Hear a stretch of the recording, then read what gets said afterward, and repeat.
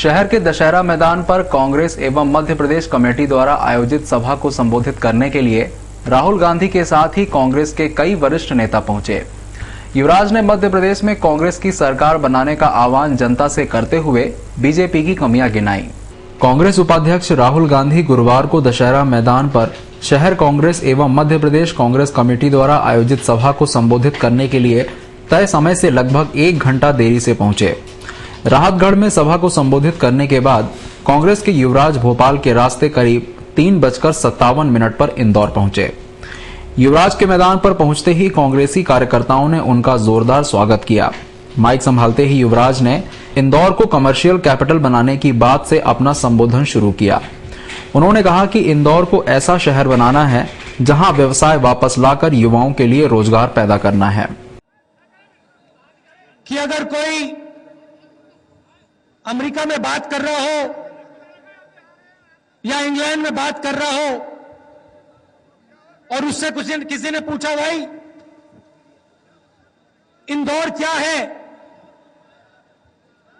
तो वो जवाब दे कि इंदौर हिंदुस्तान का एक ऐसा शहर है जो हिंदुस्तान का कमर्शियल और इंडस्ट्रियल कैपिटल माना जाता है।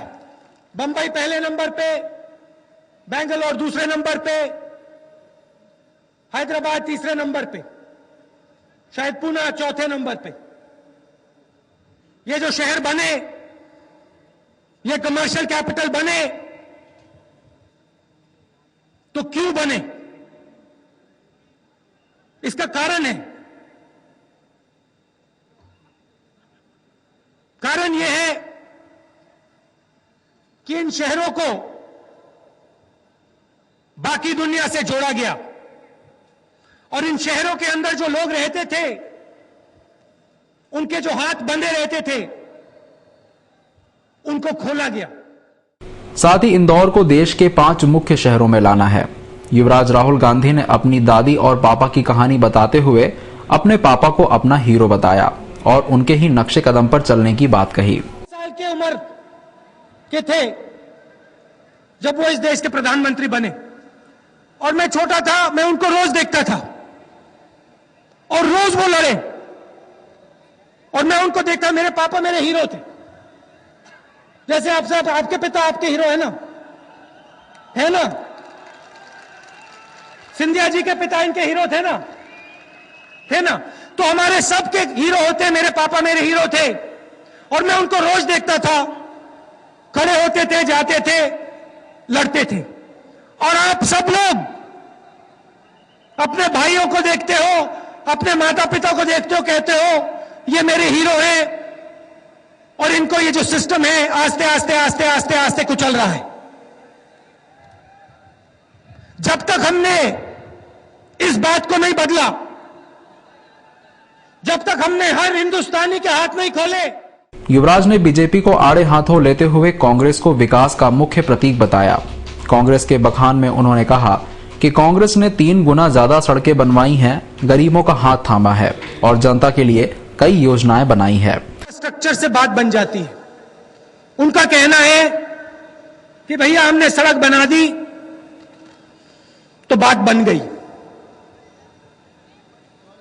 तो मैंने सोचा कि भाई ये सड़क अच्छी बनाते हैं, कहते हैं सब जगह कहते हैं हम सड़क बनाते हैं। तो मैंने रोडवेज की मिनिस्ट्री के लोगों को बुलाया और उनसे पूछा भैया ये बीजेपी के लोग कहते हैं ये सड़क बनाते हैं, मुझे बताओ एनडीए के समय कितनी सड़क बनी और पिछले 5 सालों में कितनी सड़क बनी, मुझे आंकड़े दिखाओ। और आंकड़े लाए वो। जितनी सड़क बीजेपी ने 5 साल में बनाई थी एनडीए के समय, 3 गुना ज्यादा कांग्रेस ने, यूपीए ने पिछले 5 सालों में बनाई।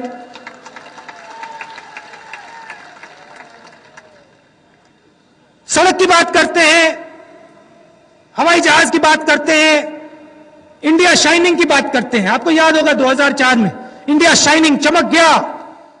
इसके साथ ही बीजेपी को मुजफ्फरनगर दंगों का दोषी बताते हुए मध्य प्रदेश और केंद्र में कांग्रेस की सरकार बनाने की बात कही। बीजेपी के लोगों को लगा कि भैया उत्तर प्रदेश में बिना हिंदू और मुस्लिम की लड़ाई की हमारी बात नहीं बनेगी, तो आग लगा दी। ठीक है,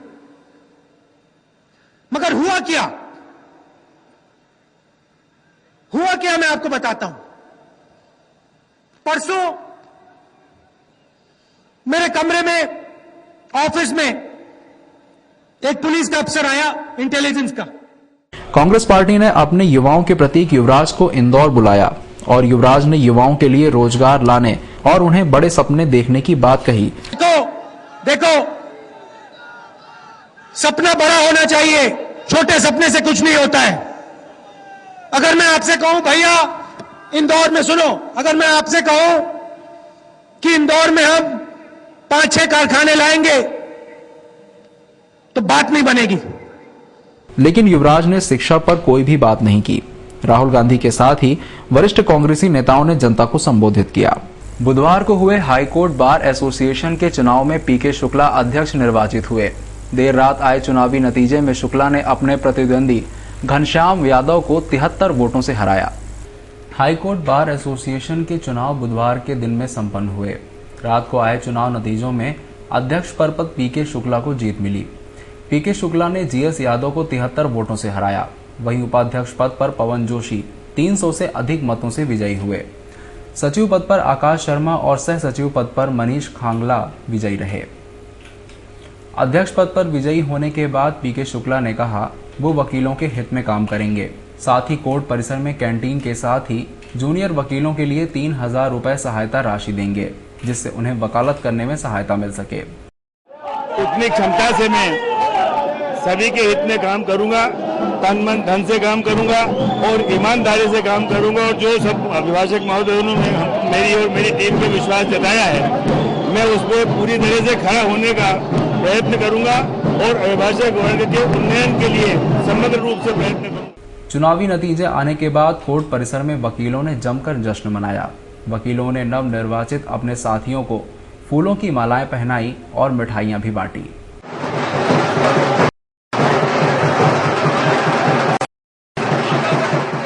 बबरकुआं थाना क्षेत्र के स्वामी विवेकानंद चौराहे पर पुलिस को एक 35 वर्षीय युवक की लाश मिली, जिसके हाथ पर जनेऊ सिंह और माया सिंह गुदा हुआ है। पुलिस लाश की शिनाख्त में जुट गई है। भंवरकुआं थाने में पदस्थ एएसआई योगेश त्रिपाठी ने बताया कि सुबह थाने पर सूचना प्राप्त हुई थी कि स्वामी विवेकानंद चौराहे पर एक लाश पड़ी है। सूचना मिलते ही पुलिस मौके पर पहुंची तो पाया कि मृतक करीब 35 वर्ष का युवक है और उसके हाथ पर जनेऊ सिंह और आयाबाई गुदा हुआ है। पुलिस लाश की शिनाख्त में जुट गई है। खून निकल रहा है, एक आंख उसकी दाहिनी खराब भी है और पैर पे दाहिने पैर में थोड़ी चोट का वो खून निकल रहा है उसका। ऐसा संभवता लग रहा है कि कहीं एक्सीडेंट किसी रात में किया तो हमने किसी किया है और बॉडी भी उसकी अगड़ चुकी है। सर आप क्या कार्रवाई की जा रही है? उसको वर्ग पीएम के लिए भेजा जा रहा है। जो पीएम में आएगी रिपोर्ट उसके बाद खुलासा होगा। आपका नाम बता दें। संयुक्तागंज थाना क्षेत्र से 8 दिन पूर्व एक लड़की अपने प्रेमी के साथ भाग गई। परिजनों ने इसकी शिकायत थाने पर दर्ज की। पुलिस ने प्रेमी पप्पू को गिरफ्तार कर लिया, लेकिन उसे जमानत मिल गई। परिजनों को उनकी लड़की अभी तक नहीं मिली। अपनी लड़की की चाह में वे पुलिस के पास गए, लेकिन उन्हें निराशा ही हाथ लगी। संयोगितागंज थाना क्षेत्र के पवनपुरी कॉलोनी में रहने वाली 18 वर्षीय लड़की सोनाली अपने प्रेमी पप्पू के साथ 17 अक्टूबर को भाग गई थी। परिजनों ने उसकी गुमशुदगी थाने में दर्ज कराकर शंका पप्पू पर जाहिर की। हालांकि पप्पू को पुलिस ने गिरफ्तार कर लिया था, लेकिन उसे जमानत मिल गई है। परिजनों को अब तक उसकी लाडली लड़की नहीं मिली। अपनी लाडली की चाह में गुरुवार को परिजन पुलिस कंट्रोल रूम पहुंचे, लेकिन पुलिस के आला अफसर राहुल गांधी की सुरक्षा में लगे होने की वजह से उन्हें निराशा हाथ लगी। लड़की के पिता का कहना था, घर से स्कूल को के गई थी 12 बजे के बाद में 6 बजे घर पे आई तो पब्लिक कह रही है कि यहाँ टंकी के पास में यहाँ खड़ी थी। फिर मतलब टंकी के पास में ढूंढने का परिवार पूरा गया तो कह रहे हैं कि वहाँ मारुति के सामने मतलब इन्हें खड़ी थी। फिर जिसके बाद में और हम आगे बढ़े तो के बस ये इधर रोड पे खड़ी थी। रोड के बाद में हमारे को कोई दिखा। विधायक सत्यनारायण पटेल की कथित अश्लील सीडी फर्जी साबित हो गई है। क्राइम ब्रांच ने इस मामले में देपालपुर के 2 लोगों को गिरफ्तार कर लिया है। देपालपुर विधायक सत्यनारायण पटेल अपने ही लोगों के द्वारा उनकी बनाई गई अश्लील सीडी व्हाट्सएप पर भेजकर उनकी राजनीति खराब करने की कोशिश की। उन्होंने यह मामला इंदौर के साइबर सेल और क्राइम ब्रांच को सौंपा था। जांच में यह सीडी फर्जी साबित हो गई। इस मामले में क्राइम ब्रांच के एएसपी दिलीप सोनी ने कहा, अभी इस मामले का इन्वेस्टिगेशन चल रहा है। उस मामले में जो सत्यनारायण पटेल जी ने जो एक एप्लीकेशन दी थी, उसके साथ उन्होंने एक और एप्लीकेशन दी थी भारत नाम की व्यक्ति की तरफ से, कि इसमें व्हाट्सएप के माध्यम से उसको एक अश्लील वीडियो भेजा गया है। उस संबंध में यहाँ पर एक देपालपुर में एक आईटी एक्ट के अंतर्गत एक मामला कायम हुआ है। उसमें अभी 2 लोगों को गिरफ्तार भी कर लिया गया है और लोगों की गिरफ्तारी अभी शेष है। और वो वीडियो कहाँ से आया है, उस पूरे चेन को ट्रैक किया जा रहा है। उसमें परदेशीपुरा स्थित 3 पुलिया पुलिस चौकी के पास बीती रात एक ज्वेलर्स की दुकान में चोरों ने धावा बोलकर 3 किलो चांदी के जेवर पर हाथ साफ किया। परदेशीपुरा पुलिस के अनुसार बीती रात 3 पुलिया चौक के पास अग्रवाल ज्वेलर्स की दुकान का चोरों ने सब्बल से शटर उचकाकर अंदर घुसे और 3 किलो चांदी के जेवर पर हाथ साफ किया। पुलिस ने मामला दर्ज कर आरोपियों की तलाश शुरू कर दी है। दुकान के मालिक पीयूष अग्रवाल का कहना था, अभी पूरा अंदाजा तो नहीं लगाया जा सकता, पर 4-5 किलो के बीच जा सकती है चांदी गई है। तो अभी पूरा कैलकुलेशन तो नहीं कराया, वो करने जा रहे हैं, मतलब थोड़ी देर से बता पाएंगे क्लियर। कब हुई चोरी, आपको कब मालूम? ये तो अभी सवेरे मालूम पड़ा जब आए। क्या दुकान का क्या काम वगैरह चलता है? अग्रवाल ज्वेलर्स के नाम से है। हाँ, तो कैसे लगा चोर ने आपको? ये तो शटर साइड की शटर जो है, मतलब वो उन्होंने तोड़ दी, मतलब ये चैनल उसका करके। प्याज की लगातार बढ़ती कीमतों ने सभी को परेशान कर रखा है। विशेषकर मध्यम वर्गीय गृहिणियों को प्याज की लगातार बढ़ती कीमतें रुला रही हैं। प्याज की बढ़ती कीमतों पर केंद्र सरकार अंकुश लगाने में जरा भी रुचि नहीं दिखा रही है, क्योंकि प्याज सहित अन्य माल की कीमतें कांग्रेस के मंत्री ही बढ़ा रहे हैं। लगातार आसमान छू रही प्याज की कीमतों ने जहां एक ओर आम आदमी के आंसू निकाल दिए हैं, वहीं प्याज को लेकर भाजपा ने भी केंद्र सरकार के खिलाफ मोर्चा खोल दिया। गुरुवार को भाजपा महिला मोर्चा की कार्यकर्ताओं ने प्याज को लेकर अनूठा प्रदर्शन किया। इस दौरान महिला कार्यकर्ताओं ने प्याज को गहने बनाकर केंद्र सरकार के खिलाफ अपनी आवाज बुलंद की। इसके साथ ही कार्यकर्ताओं ने राहुल गांधी पर निशाना साधा और राहुल गांधी का मुखौटा पहनकर आक्रोश जताया।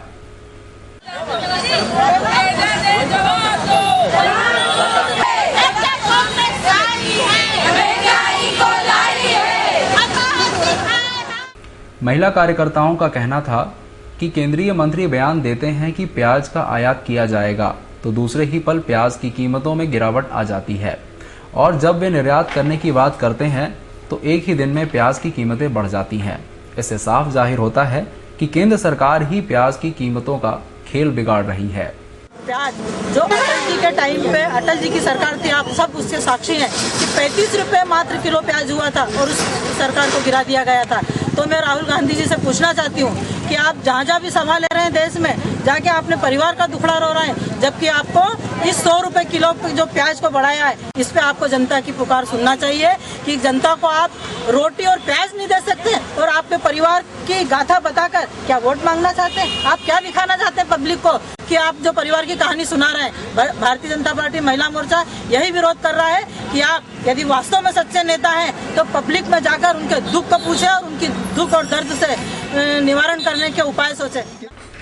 कुल मिलाकर भाजपा नेत्रियों ने केंद्र सरकार को खूब आड़े हाथों लिया और प्याज की लगातार बढ़ रही कीमतों को लेकर केंद्र सरकार के खिलाफ अपनी जमकर भड़ास निकाली। जिला निर्वाचन आयोग के आदेश पर 24 अक्टूबर को जिले के करीब 1200 अधिकारियों और कर्मचारियों को प्रशिक्षण दिया गया। यह आयोजन आने वाले 29 अक्टूबर तक आयोजित किया जाएगा, जिसमें कुल 7200 लोगों को प्रशिक्षण दिया जाएगा। जिला निर्वाचन के आदेश पर इंदौर जिले के करीब 7200 कर्मचारी अधिकारी को 29 अक्टूबर तक चुनाव से संबंधित प्रशिक्षण दिया जाएगा। जिला निर्वाचन अधिकारी व कलेक्टर आकाश त्रिपाठी ने जानकारी देते हुए बताया कि प्रथम चरण में ईवीएम मशीन को संचालित करना सिखाया गया और साथ ही इस प्रशिक्षण में अनुपस्थित रहने वाले कर्मचारियों पर नियमानुसार कार्रवाई की जाएगी। यह प्रशिक्षण कार्यक्रम होलकर महाविद्यालय और आर्ट एंड कॉमर्स कॉलेज में आयोजित किया जा रहा है। देखिए, जो कुछ कारणों से कुछ लोगों का एग्जाम्पशन के लिए आवेदन आए थे और उनको कहीं पे एग्जाम अगर एंटरटेन किया गया तो ठीक है, जो लोग नहीं है उनको फिर अपनी नोटिस देके कार्रवाई की जाएगी। दिवाली का मौसम आते ही इंदौर जिला प्रशासन और पुलिस महकमा पटाखे की दुकानों पर दिखावे की जांच आरंभ कर सिर्फ आम लोगों को दिलासा देते नजर आए। शहर के रिवर साइड रोड की दुकानों में टनों से बारूद भरा होता है, जहां से प्रतिदिन हजारों आम लोगों का आना व जाना लगा रहता है। साथ ही इस बाजार के पीछे गरीब बस्ती में निवास करने वाले लोगों की जान भी सदा अटकी रहती है। जिस दिन भी किसी भी कारण से यदि इन दुकानों में विस्फोट हुआ तो हजारों लोगों की जान जा सकती है, जैसा राव में पिछले साल हुआ। शायद जिला प्रशासन किसी बड़े हादसे का इंतजार कर रहा है और दिखावे की जांच करने आज भी जिला प्रशासन की टीम आई और सपना जैन के नेतृत्व में सांकेतिक हिदायत देकर चलती बनी। अब देखना यह है कि इस कार्रवाई का क्या अंजाम होता है। जब इस कार्रवाई के संबंध में जानकारी देते हुए एसडीएम सपना जैन ने बताया कि यह रूटीन जांच थी, जिसमें पटाखों से होने वाली दुर्घटना से बचने वाले उपकरण जरूर उपलब्ध दिखाई दिए, किंतु जितना स्टॉक शासन ने तय किया है माल उससे अधिक पाया गया। बावजूद इसके कोई कार्रवाई न करना प्रशासन की मंशा पर प्रश्न चिन्ह लगाता है। जो लाइसेंस है उसमें स्टॉक की मात्रा निश्चित होती है और सभी दुकानों पर स्टॉक थोड़ा ज़्यादा पाया गया है, तो उन्हें निर्देशित किया गया है कि वो उसे कंट्रोल करें और फायर सिस्टम वगैरह जिसके सफिशिएंट नहीं है तो उसे कहा गया है कि सुरक्षा की पर्याप्त व्यवस्था करें। इस दौरान कहीं पर फायर सिस्टम का जो आपने उसका उपयोग करके देखा, कहीं किस प्रकार का क्या लगा? 3-4 दुकानों पर इस उपयोग कराया गया, ठीक है, लोग उपयोग कर पा रहे हैं उसे। पुलिस की भर्ती के दौरान आवेदकों की ऊंचाई नापने में 9 डॉक्टरों के खिलाफ एफआईआर दर्ज कर उनकी गिरफ्तारी की तैयारी चल ही रही थी कि मेडिकल एसोसिएशन ने गुरुवार को आईजी से भेंट कर इस मामले में हस्तक्षेप करने का आग्रह किया। पिछले दिनों पुलिस भर्ती के दौरान डॉक्टरों द्वारा ऊंचाई नापने में किए गए फर्जीवाड़े का खुलासा हुआ, तो पुलिस दोषी पाए गए 9 डॉक्टरों के खिलाफ एफआईआर दर्ज कर उनकी गिरफ्तारी की तैयारी कर ही रही थी कि मेडिकल एसोसिएशन हस्तक्षेप कर इस मामले में आईजी विपिन महेश्वरी से चर्चा करने उनके ऑफिस जा पहुंचा। इस मामले में एसोसिएशन डॉक्टर का कहना था, ज्ञापन देने आए थे जो रिसेंटली जो गवर्नमेंट डॉक्टर्स और जो सीनियर ऑफिसर्स हैं उनके अगेंस्ट में एक एफआईआर लॉन्च की गई for giving some different medical report regarding the height. जो ऊंचाई थी, जो लंबाई थी आदमी की, वो उसके अंदर कहीं कुछ 2 अलग अलग जगहों पे अलग अलग रिपोर्ट आ रही थी, जिसके कारण डॉक्टर्स के ऊपर एफआईआर लॉन्च की गई। तो हमारा उद्देश्य इस जगह पे मेमोरेंडम ज्ञापन देने का यही था कि एक तो सामने वाले का पक्ष सुने बिना एफआईआर दर्ज नहीं होना चाहिए, हमारा पक्ष भी सुना जाए और एक सक्षम लेवल पे जाके उसकी पूर्व विस्तृत उसकी इन्वेस्टिगेशन की जाए। वहीं आईजी विपिन महेश्वरी ने कहा कि इस मामले की दोबारा जांच करने के बाद जो निर्णय निकलेगा उन्हें इससे अवगत करा दिया जाएगा। डॉक्टर्स के ऊपर एक प्रकरण दर्ज हुआ था, एफआईआर दर्ज हुई थी, जिसमें कि पुलिस आरक्षकों की भर्ती के समय जो उनका नापतोल होता है, उसके जो हाइट है उसमें काफ़ी गलतियां हुई थी और उसमें कुछ ऐसी बात भी आई थी जिसमें कि पैसे लेकर के जानबूझकर ऐसी कार्रवाई की जाना की सूचना मिली थी। उस पर से एफआईआर की गई थी थाना चंदन नगर में, जिसमें कि कई डॉक्टर्स उसमें एफआईआर में नामजद थे।